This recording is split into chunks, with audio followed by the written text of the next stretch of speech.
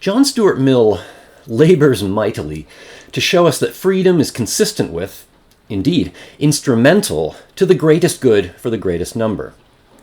I argued that he doesn't ultimately succeed in making that case, at least not without first committing us to a vision of a life well lived, and that vision might end up undercutting his professed concern for liberty and especially individuality. That said, the harm principle and consequentialism have an undeniable appeal. So what can we do here? First, let's recap how we got here. We've seen that the question of method, of how we ask and answer justice questions, it doesn't settle important issues about justice. Where, when, and to whom does justice apply? And what, specifically, does justice ask of us and our politics? Now that said, our favored methods for answering those questions do seem to push us in certain directions with respect to the substance of justice. For instance, if I think moral reasoning is a kind of geometric exercise, then I might suspect that justice, whatever it is, has the same kind of general, universal character as a theorem in geometry. On the other hand, if I think that justice talk really isn't distinctively moral, but instead emerges as a product of human evolution and historical contingencies, well, then that might push me away from more grandiose intellectual ambitions of finding a universal theory of justice. I might think of justice as a more anthropological subject. So again, there are two grand traditions in Western political thought about the substance of justice. Utilitarians are famously consequentialists, appealing to the greatest good for the greatest number. That's how they decide moral questions. Now, historically, this was a radical egalitarian view that challenged complacent appeals to tradition or nature, and it replaced it with a simple moral geometry. Maximize aggregate happiness by weighing everyone's happiness equally. Now, others have claimed to find natural rights or inherent moral dignity, and that's a dignity that demands respect regardless of the consequences. Now, if I have inherent rights or dignity, or both, then there are some things you simply cannot do to me without violating those rights, without offending that moral dignity, even if those violations and offenses would bring about widespread wealth or happiness. You just can't do that. John Stuart Mill, as we saw, gives us a sophisticated consequentialist argument for an elegant principle. Individual freedom is the moral default position. It's only challenged if restricting freedom prevents the violation of a distinct and assignable obligation. But by focusing on harm, thus understood, Mill argues that we can achieve the utilitarian aim of maximizing happiness. And we can do that without trading off the freedom of some to achieve greater overall happiness for everyone. Freedom of thought and expression, Mill thinks, will find the truth, and the truth is more valuable than falsehood. Guaranteeing freedom of tastes and pursuits lets us explore a variety of ways to achieve our happiness in light of the truth. And when we leave people alone, then, if they do no harm, we facilitate truth and happiness. But this solution may not work quite as Mill hoped. On the one hand, his narrow definition of harm seems to make it difficult to address what economists call negative externalities, cases where no one person is directly responsible for a collectively undesirable outcome. On the other hand, Mill's argument for liberty as enhancing utility seems to rest on perfectionist claims that Mill himself rejects. So while Mill's perfectionism might be appealing, who isn't in favor of widespread human flourishing, it nonetheless risks justifying paternalistic interventions of the sort that Mill himself criticized. Now, we might be tempted to take the gambit here and simply affirm Mill's vision of human flourishing as the appropriate aim of law and policy, even if some perhaps hedonistic, unreflective ways of life might not be protected from interference by an enlightened majority. Now, against that move, we might think that Mill was on the right track in affirming liberty, but ultimately mistaken in thinking that freedom is consistent with consequentialist justification. Libertarians generally take this position. Or we might try to justify Mill's harm principle with a weaker kind of consequentialist justification. So, rather than requiring agreement on the substance of a good life, perhaps it's sufficient to identify unambiguously bad consequences and limit the harm principle only to preventing those bads.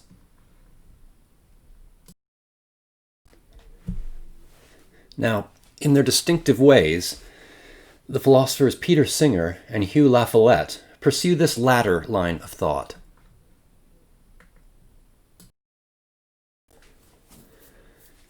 For Singer, if we can prevent a harm at no significant moral cost to ourselves, then we ought to do so. If, for example, I see a drowning child in a pond, and I can save them with nothing more than some water damage to my shoes, then certainly I'm morally obligated to save the child.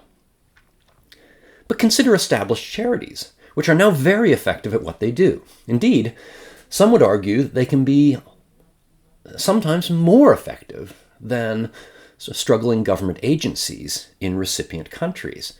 So if I donate to one of these reputable charities, I know that I will save a life. Donation, then, is not a charitable act, but a moral obligation in the same way as rescuing the drowning child. For Lafollette, the analogy is different, but the logical structure of the argument is similar. We regularly license activities for which defining a good participant is controversial, but the potential harms imposed by recklessness or incompetence are considerable. Take driving. When it's done badly, the risk to others is great. So, why don't we reason the same way with parenting? Indeed, for adoptions, we do. We require extensive background checks and site visits and parent training. So why don't we do the same with biological parents? In both of these cases, we avoid perfectionist claims about the best ways of life by focusing only on bad consequences, where those bads are unambiguous and uncontroversial. What counts as a good parent? Well, that's controversial. What counts as harmful parenting? That may be up for less debate. Notice also that this strategy rescues the harm principle from the problem of perfectionism, but it does so by weakening the standard of harm in one important sense. Both Singer and Lafollette, in essence, argue that some kinds of diffuse and indirect consequences do constitute violations of assignable obligations, and thus they should count as harms. So while we don't tell people how they should live their lives, what they should buy with their disposable income, say, or how they should raise their kids, we do allow that obligations are more extensive than Mill allowed. Now, is that a good thing? Before we answer that, let's add the infamous trolley car dilemma to the mix here. It's a problem where we kill one to save many. If I throw the switch, I divert the trolley, but I kill a worker on the track. If I don't throw the switch, the worker lives, but all the passengers die. Now let's think about the structure of these kinds of consequentialist arguments. And notice that that structure is a conditional logical form in each of these claims. And they imply a moral equivalence between analogous cases. If I have a moral obligation in a particular situation, a careening trolley car with two possible tracks, or a drowning child in a pond, if I have an obligation in those cases, then I have the same obligation in a morally equivalent situation, where, say, the trolley is on one track, but there's a large person off balance who I could push in the way of the trolley. Or I'm faced not with a drowning child in a pond, but a reputable charity that can definitely save lives overseas. Suppose we accept for the moment that the analogous situations here really are morally equivalent. Indeed, they're not analogs, but moral homologs. Grant also that we have the same obligation across these cases. Do we have an obligation to discharge our moral duty in the same way? Is that an obvious consequence of moral equivalence? Several philosophers argue that it isn't. Indeed, why are we accepting the implication that analogous cases really are morally equivalent, rather than merely being structurally similar in morally relevant ways? If we challenge that equivalency, then should we be looking for structurally similar but not identical moral obligations? So, while both Singer and Lafollette seem to rescue the harm principle without making strong perfectionist claims about human flourishing and happiness, they do rely on a method of argument that raises other concerns, and some of them, I think, may be very uncomfortable indeed. Questions about the unintended consequences of our actions and deep ambivalence and conflict in our motives, legacies of racism and class differences, and the durable intuition, in Lafollette's case, that the state just shouldn't be in our bedrooms or our children's playrooms. Now, in Singer's case, I suspect a lot of you would acknowledge the structural similarity between the drowning child and preventable infant mortality more generally. But maybe we wouldn't think of it as a moral equivalence, and that's largely because of the complexity of the global age scenario.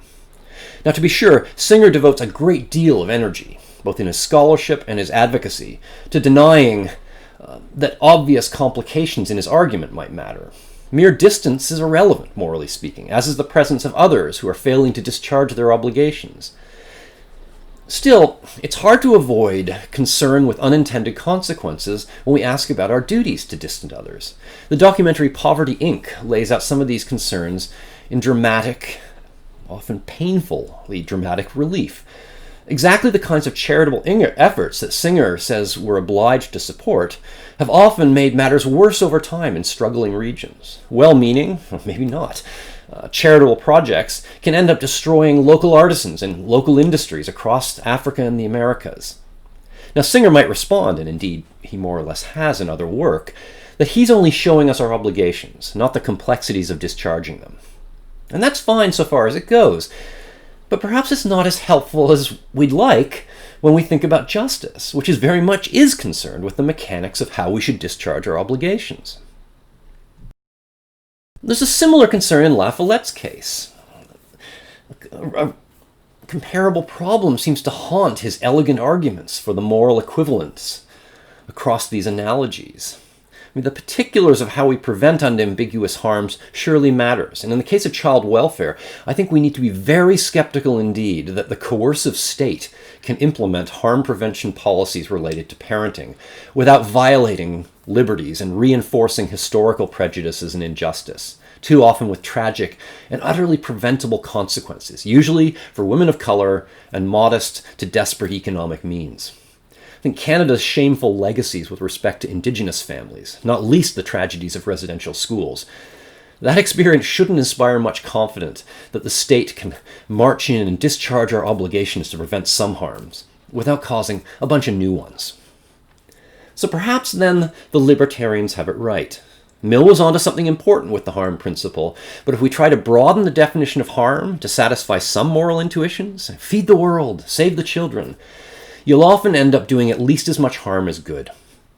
So perhaps an unwavering commitment to liberty is the best we can do. Maybe, but as we'll see, this move comes with its own challenges, and nowhere is that clearer than the contrast between the libertarian approaches of Robert Nozick and Milton Friedman. And that's where we'll turn next.